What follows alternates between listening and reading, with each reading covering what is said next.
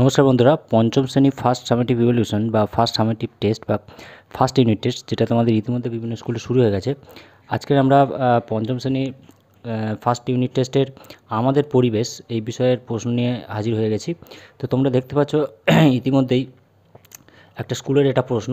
তো কেমন ধরনের প্রশ্ন সেটা জানানোর জন্যই তোমাদের এই ভিডিওটা করা। তো তোমরা অবশ্যই চ্যানেলটিকে সাবস্ক্রাইব করে দেবে, চ্যানেলটিকে লাইক করে ভিডিওটি বন্ধুদের মধ্যে ছড়িয়ে দাও। তো আর যদি কোনো বিষয়ে প্রশ্ন তোমরা জানতে চাও তোমরা অবশ্যই কমেন্ট করে জানাতে পারো। তো আমরা সরাসরি প্রশ্ন উত্তর পর্বে চলে যাচ্ছি এবং এরপরে আমরা বাংলা, অঙ্ক, ইংরেজি সহ সমস্ত বিষয়ের প্রশ্ন নিয়ে আলোচনা করব। তো ফার্স্ট ইউনিট টেস্ট বা ফার্স্ট সামেটিভ ইভ্যালুয়েশন 2024 পঞ্চম শ্রেণী আমাদের পরিবেশ, full marks 10 number, time 20 minute, নাম, রোল নাম্বার এটাতে দেওয়াই আছে। এরপর যেটা বলা হচ্ছে দেখো, এর দাগে সঠিক উত্তরটি নির্বাচন করো।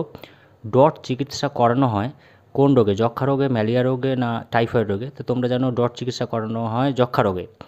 কাঁধ থেকে কনুই পর্যন্ত বিস্তৃত অস্থি হলো কি? তো এটা আলনা আছে, হিউমেরাস আছে, ফিমার আছে। তোমরা জানো কাঁধ থেকে কনুই পর্যন্ত যে অস্থি আমাদের আছে সেটাকে বলা হয় হিউমেরাস।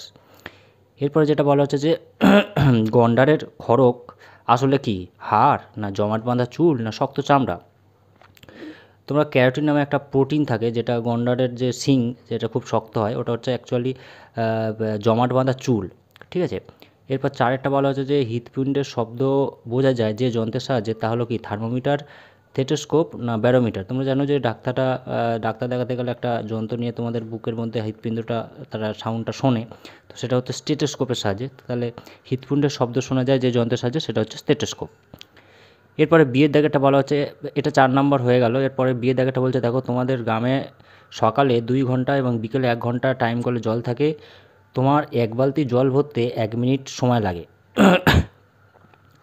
তাহলে সারাদিনে মোট কত বালতি জল তুমি ভরতে পারবে? 1 ঘন্টা সমান 60 মিনিট। একটা ছোটোখাটো অঙ্ক দেওয়া হয়েছে 3 নাম্বারের, এটা তোমরা করে নেবে। এর পরের পার্টে আমরা চলে যাচ্ছি। দেখো 3 নাম্বার যেটা দেওয়া আছে যে সিয়ের দাগে শূন্যস্থান পূরণ করো যে কোনো 3টি। ত্বকে রোদ লাগলে ভিটামিন ড্যাশ তৈরি হয়। ত্বকে অনেকদের বাচ্চা শিশুদের তেল মাখিয়ে রাখা যায় যাতে ভিটামিন ডি তৈরি হয়। ঠিক আছে। তাহলে ত্বকে রোদ লাগলে কি হয়? ভিটামিন ডি তৈরি হয়। পশ্চিমবঙ্গের একটি বিখ্যাত জলাভূমি হলো পুরুলিয়ার ড্যাশ। পুরুলিয়ার যে সরাইবার যে বাঁধটি আছে সেটা এখনও পর্যন্ত সবচেয়ে বিখ্যাত। ঠিক আছে, এটা তোমরা দেখে নেবে। এরপরে নদীর বাঁক থেকে বিচ্ছিন্ন হওয়া বদ্ধ জলাকে কি বলা হয়? হ্রদ বলে। কারণ একটা ঘোড়ার মতো খুরের মতো একটা চিহ্ন হয়, বিভিন্ন রকম চিহ্ন হয় যে এটাকে নদীর বাঁধ থেকে বিচ্ছিন্ন হয়ে যায় যেটা বাঁক থেকে। এরপর বলা হচ্ছে যে ড্যাশ মাটিতে বালি ও কাদার ভাগ সমান সমান থাকে। তো দোআঁশ মাটিতে বালি ও কাদার ভাগ সমান সমান থাকে, তোমরা জানো। মোটামুটি এরকম প্রশ্ন তোমাদের আসতে পারে। এটাই 10 নম্বরে পড়েছে, তার একটা আইডিয়া আমরা দিলাম। তোমরা অবশ্যই চ্যানেলটিকে সাবস্ক্রাইব করে দাও। পরের যে সাবজেক্ট তার ভিডিও আমরা নিয়ে হাজির হচ্ছি। সবাই খুব ভালোভাবে পরীক্ষা দাও। ধন্যবাদ।